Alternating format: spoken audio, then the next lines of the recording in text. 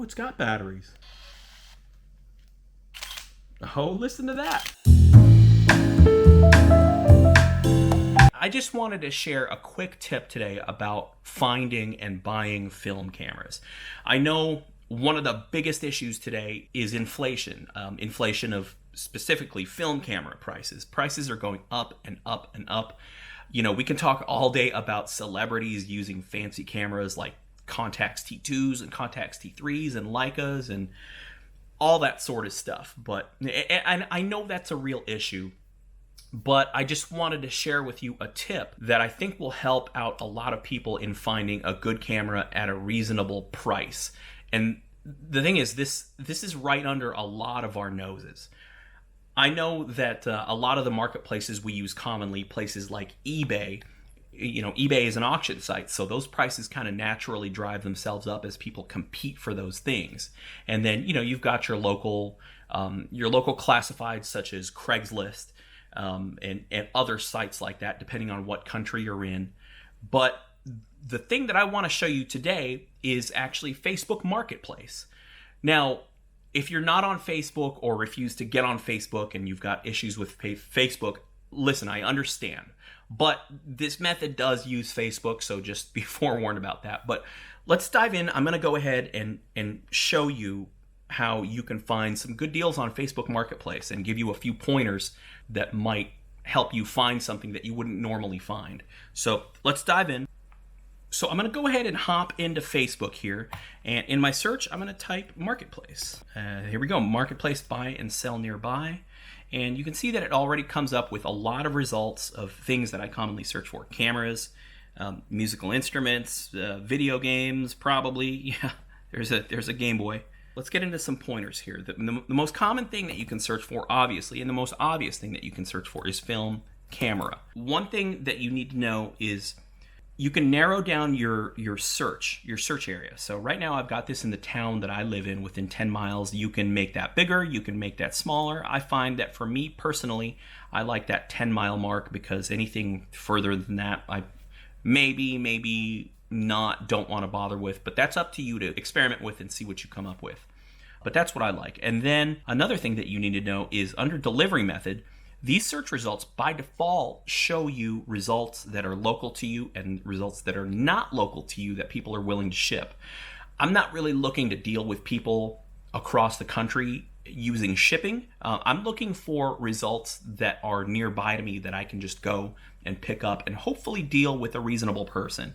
So under delivery method, you see by default all is selected. So I'm going to select local pickup. And you have to do that every time you search. It's kind of a pain. I haven't found a way around that yet. If somebody knows a way around that, let me know in the comments. I'd be forever grateful to you. But every time you do a search, you have to do this. You have to check local pickup. So anyway, let's do that. So anyway, film cameras within 10 miles that are local pickup, right? So we've already got a bunch of interesting results. There's a Minolta XGA. That looks like a digital camera. Not really interested in that. A Minolta Maxim 7000. This is interesting. Huge set of underwater camera and lighting equipment. So we've got a Nikon N8008. Looks like 1, 2, 3 lenses, a flash, a bag. Okay, that's cool. Now look at that. A Nikonos. Wow, so that's really cool. So right off the bat, this is about 10 miles for me, maybe 15 miles for me. Yeah, it's about 10 miles.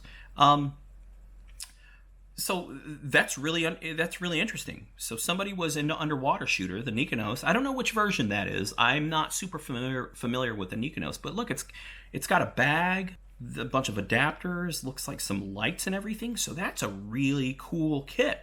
So you know what? Before we get into some tips, I'm going to ask if this is available.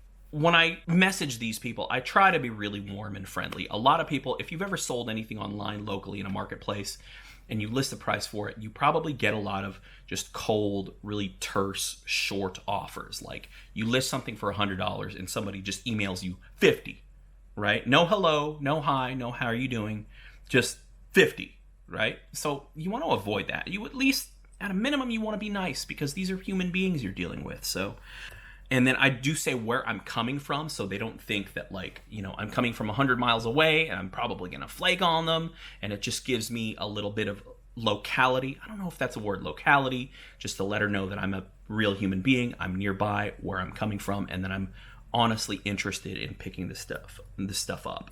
And then I do leave my phone number in case, some people like to communicate via text. I've sent a message. So that's kind of a cool find. When I talk to this person, I'm likely going to see if they'll take a little less. Here's the thing. I don't know if any of this stuff works. I'm taking a risk. I'm pretty knowledgeable, and I can generally look at something and see, okay, it's at a minimum, it's operational. There have been times when I come across something that looks fine in the listing. I get there and I think, like, this is obviously broken. And there's a few ways to mitigate that. You can communicate with them up front, like, hey, do you know it's working? Some people do, some people don't. Nice, clear communication about your intentions. Like, there have been a few situations where I said, hey, since you don't know if it's working or not, and I'm taking a risk, would you mind taking a little less? And a lot of times people are amenable to that. Sometimes they're not. So if they're not, you just move on. So anyway, a couple more tips. I've already found something early, first thing in the morning, that is pretty cool. So anyway, a few more tips. You want to put in search terms like Canon or Nikon. You're going to come up with a lot of digital camera results because those are ubiquitous digital camera brands. But if you use search terms like kind of, I guess, less popular camera brands, like, for example, Minoltas are great, by the way. I know they are less popular, but they're amazing cameras. Shout out to King Japes, Jonathan Paragas, Minolta gang. They're great cameras. So, and searching for those other brands are going to obviously yield you different results. So let's try that. Minolta. See what we come up with. Again, we got to check local pickup. So look at that. We've got a Maxim 7000. And the reason I suggest searching for specific camera brands is because if you'll notice, we search for film camera. If you noticed this search result right here, they don't say film camera in the listing. So those might not come up in your search results. So the idea here is to really widen the net and use search terms that aren't quite as obvious. So Minolta gives us some results. There's already a couple of Minolta cameras there. Another brand that I like to search for is Pentax. Here's a vintage Pentax K1000 camera. Now, I wasn't super paying attention, but in our original film camera search, I don't think that came up. Maybe it did, maybe it didn't. But my point is, a lot of things will come up if you use different search terms that aren't quite so obvious. The other one I use, obviously, is 35 millimeter. You're going to come up with a lot of 35 millimeter lenses, probably, but generally you do come up with a lot of film cameras too. So there we go. A Canon, an A1, adapter. Oh, we forgot local pickup, an Agfa rangefinder. So yeah, see, so okay, here we go. So yeah, it's a lot of digital lenses, 35 millimeter focal length. Yeah, we're coming up with some more film camera results too. Another one that I like to use is vintage camera. See if that yields us anything interesting. So a Chinon CM7. Again, we got to. I sometimes forget choosing local pickup. Vintage camera. Here we go, an Argus. Nothing really amazing there, but you get the point. You see that it will yield some different results that don't necessarily come up with the obvious searches. Here's another one I like to use, old camera. Sometimes people just simply do not know what they have and will just say, it's an old camera. Right? It was my grandpa's camera, so on and so forth. So this first result, no idea what that is. Looks like an 8mm camera. Not really what I'm looking for, but that's kind of cool. They're asking $400 for it. It is obviously not worth that. I could be wrong though, but it sure doesn't look worth it. Another search I like to use is 35 millimeter film. And the reason I use that search term is sometimes people don't even put the term camera in their listing. They'll say, you know, my grandpa's old 35 millimeter. You kind of get the point there. So anyway, that's it. That's the tip. Facebook Marketplace is right under your nose. You can search locally, you can search wider, you can search narrower. Make sure to use search terms that are not quite so obvious. I mean, obviously today we've found something that is pretty cool. And also, I'm seeing here again in the results, it shows you results from outside your search. So it shows you stuff that's further away from you anyway. So, you know, then we're actually coming up with some interesting stuff here. A Nikon EM. So let's take a look at that. That might be interesting.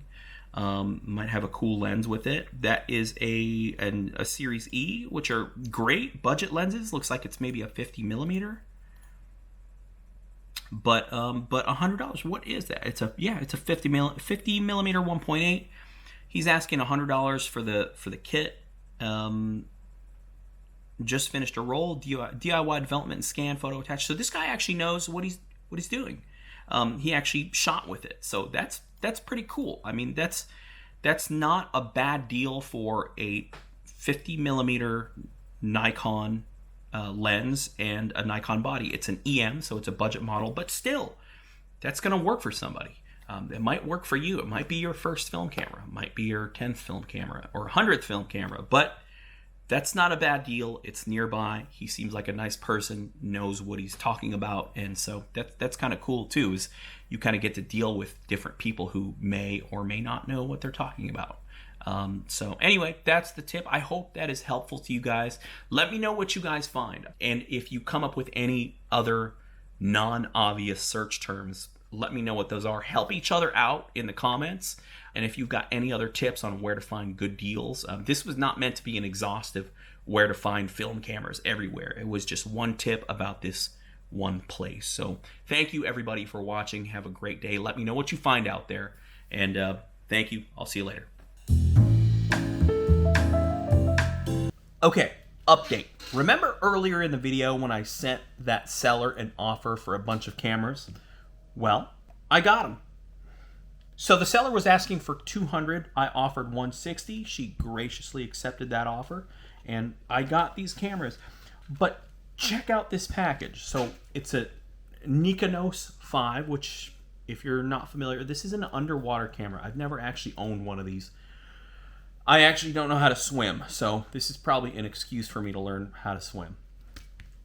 But check out this whole kit. On this camera is that's a 35 millimeter lens. There's a 15 millimeter lens. Let's take a look at this crazy thing. This thing is huge. Oh my gosh. What is going on here? Am I doing this right?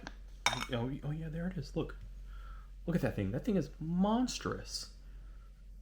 That is a 15 millimeter. I don't know if this is a fisheye or not. I've never actually shot with one of these. We got these original Nikonos bags. 3 of these bags. 3 of them. 1, 2. It's chock full of lights and stuff. There's like 2 little lights. Well, relatively little lights. 103s. SB 103s. And yet another bag. Yet another bag. With like a giant light and other stuff. So what a great resource. So today was a lucky day. I think the universe was smiling upon us today. But, you know, check out that resource. Check out some other local resources that maybe not everybody is using just yet. Maybe your market is really saturated in terms of where people are selling or buying. So, you know, this does not apply to every market, but I just wanted to talk about the ideas of kind of looking where other people might not be looking, because there might be some hidden treasures out there. So, yeah, actually, you know what? The other thing I got was this, the N8008. So maybe I got to get some batteries for this thing. How do I turn it on? Oh, it's got batteries. Oh, listen to that. It seems to be working. So anyway, there you go. Try to look in the places where people aren't going and you might find something cool. So have you found something somewhere that maybe other people aren't looking, or maybe you just found some really lucky finds out there? So let me know what you found. Let me know where you're looking. Help each other out. Find some deals, and I will see you guys later.